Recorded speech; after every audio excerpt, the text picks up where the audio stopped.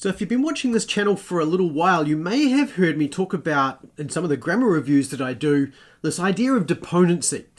What is deponency? Why do I keep talking about it when it comes to these Greek grammars? And should it be something that grammars talk about? Should it not be? What happened to deponency? Well, that's what we're going to talk about in this video. So let's get into it.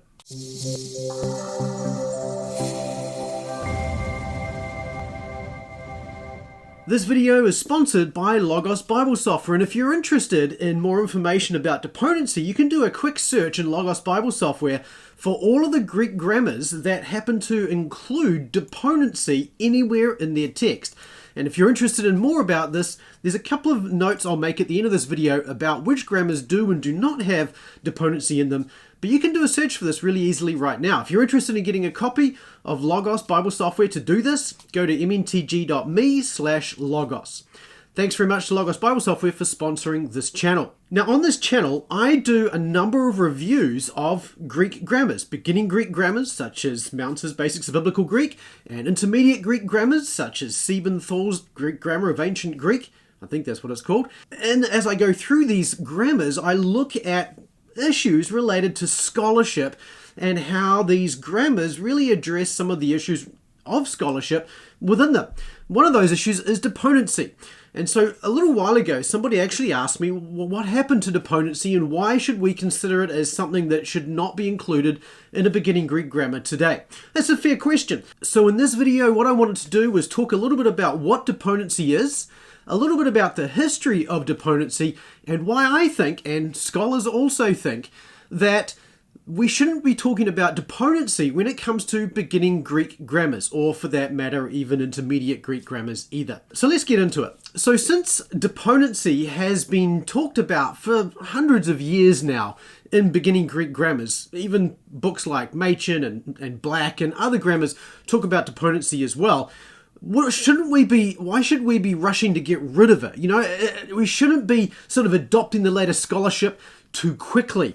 But what I want to talk about in this video, what I want to show you in this video, that actually the whole issue of deponency is not a new thing. I mean, people haven't been just sort of in the last few years just been saying, well, we should just get rid of deponency. This has been a discussion that's been going on for over 100 years now from a number of different Greek grammarians. But before I talk about that, let's just start by talking about, well, what is deponency? What are we talking about here when we use this term deponent? And to do this, I want to introduce you to something in Greek just to help you understand a little bit about one of the differences between Greek and English, okay? So let's do that. So part of the problem here is that in English we have really two voices. We have the active voice and we have the passive voice. The problem is that in Greek we also have the middle voice. Now, in English, of course, we almost always arrange sentences in order of subject, verb, object, okay? And grammatical subject is the thing that the verb is about, essentially. So, we could take, for instance, the sentence, the boy purchased a coat, okay? And in this sentence, the word boy is the grammatical subject, the word purchased is the verb, word of action, and then the coat is the thing that was purchased. So this is how we would arrange the active voice in English. The boy purchased the coat. Now, if we were to put this into the passive voice, we would switch the subject and the object around, and the subject is now the coat, right? The coat was purchased by the boy. Now, the boy is not the object anymore. This is more like a verbal adjunct explaining who actually did the purchasing. But the point here is that the coat is now the subject of the verb, and we have what's now called a passive verb. That is to say that the coat is not acting, but is being acted on. And we call this a passive verb in the English language. And in English, there are only these two relationships between the subject and the verb, okay? So in English, it's pretty straightforward. Now in Greek, we also have this middle voice, and the middle voice expresses more direct participation, more specific involvement, or some sort of benefit to the subject doing the action. In other words, the subject in the middle voice is doing something on, to, or for themselves. Okay, so that's the idea of the middle voice. In English, of course, if we wanted to express this, we would add another phrase to the sentence to say something like, the boy purchased the coat for himself. Okay, and that for himself then explains what the middle voice in Greek would be doing as well. It has the idea of advantage or benefit, right? He's doing it for his own benefit, for his own outcome, with his own interests in mind. That's what the middle voice does in Greek. So now that you know what the middle voice does, we can explain what deponency is. Now, in biblical Greek, there are a number of verbs that occur only in the middle voice, and there's no active form of them. For example, erchomai, which has no active form in the present or in the aorist tense form, and it's said therefore that the active voice has dropped away, has been laid aside, and that's what that word deponency means. It means that that word, that form, that active form has been laid aside. Okay, so it's middle in its form in every occurrence, but it's active in meaning. This is what deponency means. A deponent verb is a verb that only occurs in the middle voice in Greek, but has an active meaning. Let me pause here for just a moment and ask you, if you're enjoying this video, if you're finding it helpful, go ahead and hit the like button below and hit the subscribe button and the notify bell if you haven't already done so. That'll be really helpful. Thank you. So let's talk a little bit about the history of deponency. Deponency, as I mentioned, is not something that has been just sort of talked about in the last 10 years to say we should probably get rid of deponency.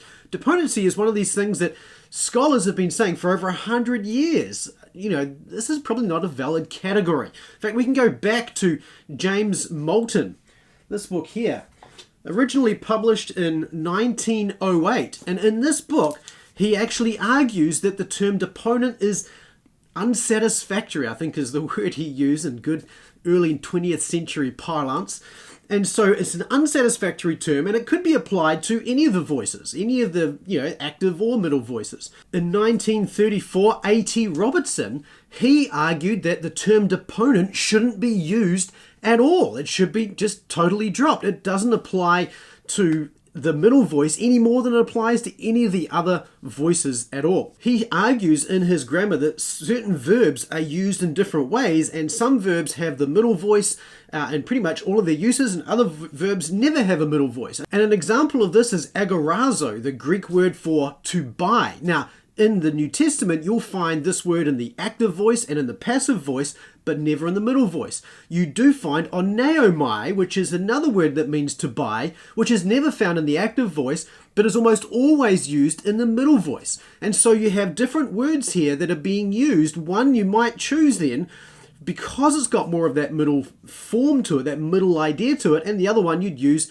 if you're just talking about purchasing generally. Now, this is just one example. The point is that the selection that an author may make of a particular verb could well be because of the voice that that word is normally represented in when it's generally used.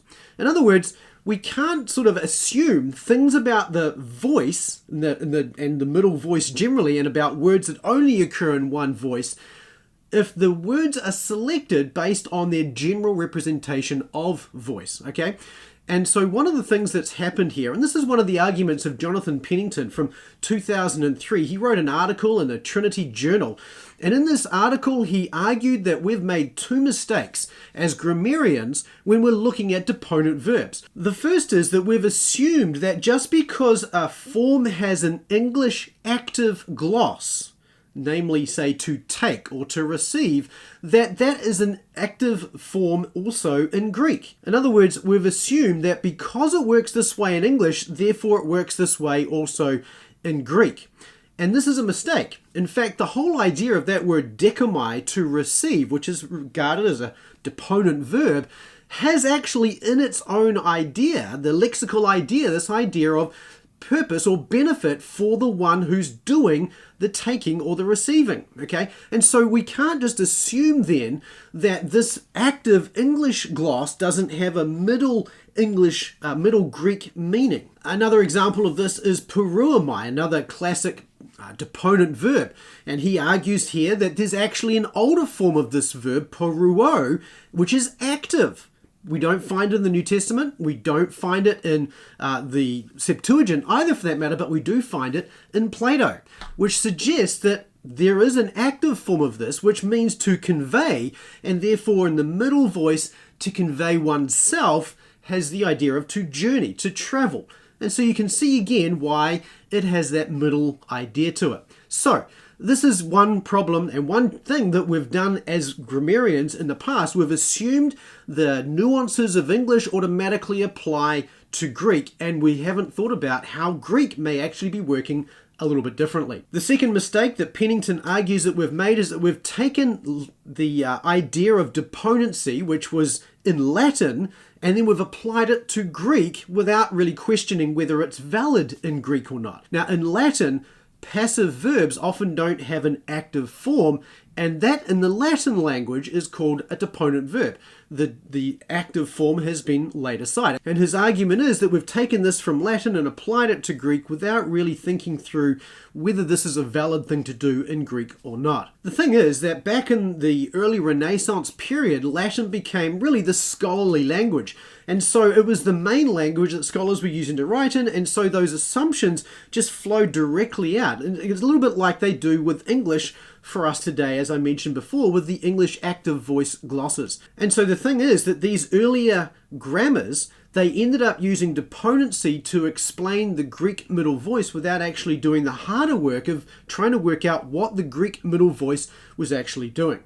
And that's where we come to the more of the modern era. Because now, particularly over the last 100 years, a lot more work has been done to really think through the middle voice in Greek and to understand what's really going on. And so today, not only do we have people like Moulton from 1908 and Robertson from 1934, but now we've got other scholars throughout the 20th century, such as Neva Miller, who have done a little bit more work on this as well as more recent scholars as well. Miller, for instance, she looked at all of the different deponent verbs in the New Testament, and I think in the Septuagint and Apostolic Fathers as well, and she went through and categorized them, and she argued in the book, which I'll link to details about this below, but she said that all of these can be categorized accurately as middle voice verbs without even saying that they've got an active meaning. So there is a middle idea behind almost all of these that can easily be accounted for by correctly understanding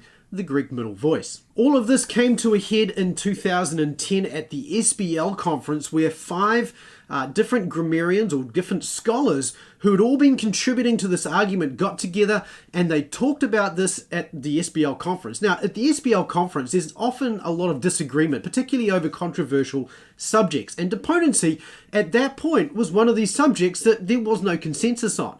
But what emerged from that conference is a high degree of consensus between these scholars about the fact that deponency really should be put aside. 2 years later, in the 2012 SBL conference, these scholars and others got together again, they talked about it some more, and the consensus was essentially ratified that there is no real sense of deponency in the Greek language.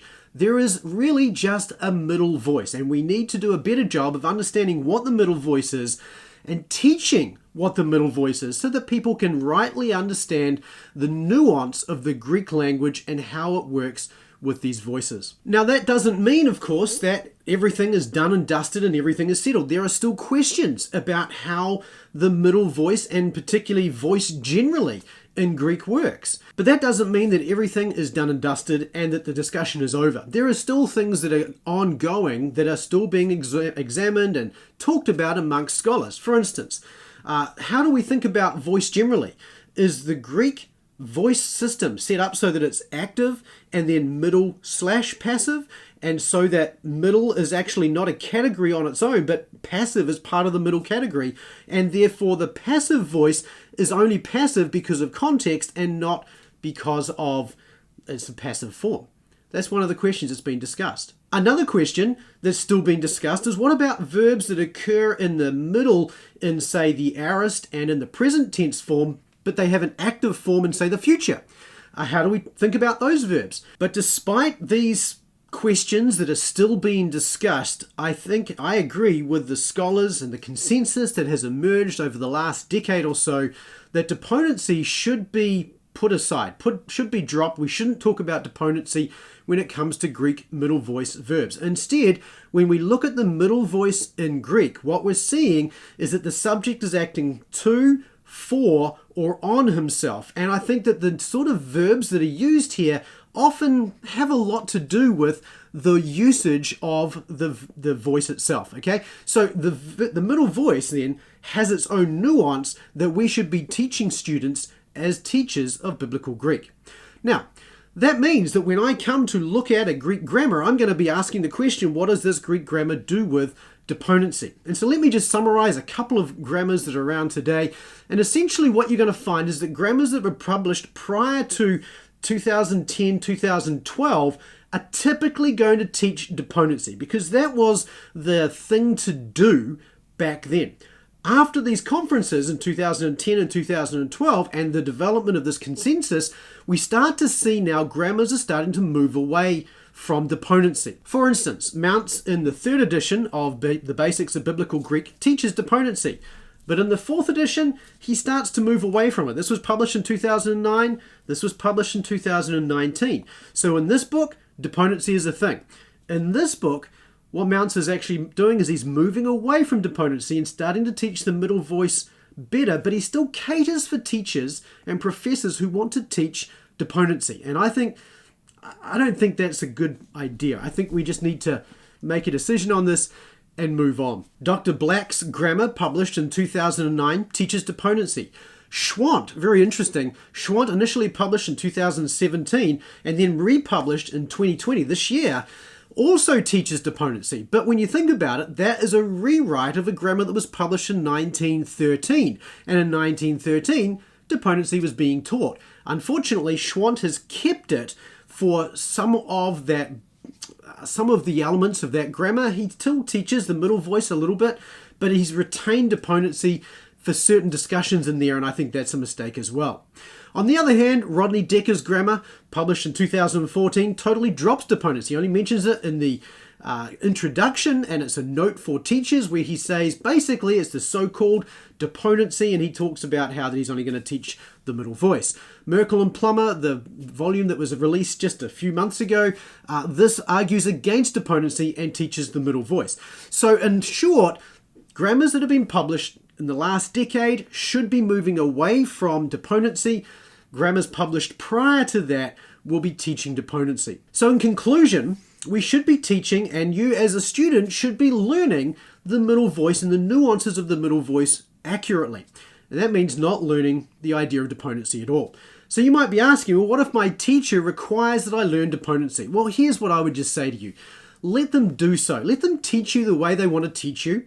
And what you can do is later on, after you've finished with that course, go back and relearn the middle voice properly and sort of do some research. And I'm going to leave some links below so that you can actually look up some of the books and articles and research that I've used as I've been working through this video and preparing for it. Go ahead, read those, learn up on them, and get the benefit of understanding the middle voice for yourself. The most important thing here is that you respect your teacher and the way they teach. Remember, they were probably taught deponency and they're teaching what they were taught.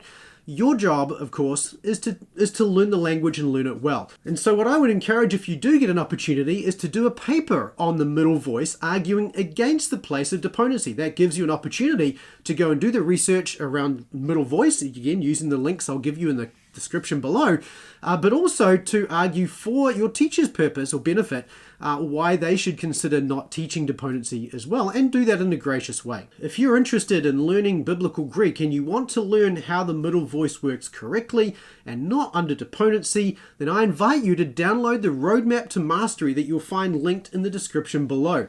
And that gives you a roadmap really for how to go from wherever you are right now, even if you've never learned Greek before, all the way to reading the New Testament in Greek fluently. All you need to do is go to masterntgreek.com/roadmap and download your copy today. I hope this has been helpful. If it has, hit the like button and don't forget to hit the subscribe button and the notification bell if you haven't already done so. I look forward to seeing you in the next video. Until then, keep taking small, consistent steps toward mastery, and I'll look forward to seeing you in the next video. We'll see you then.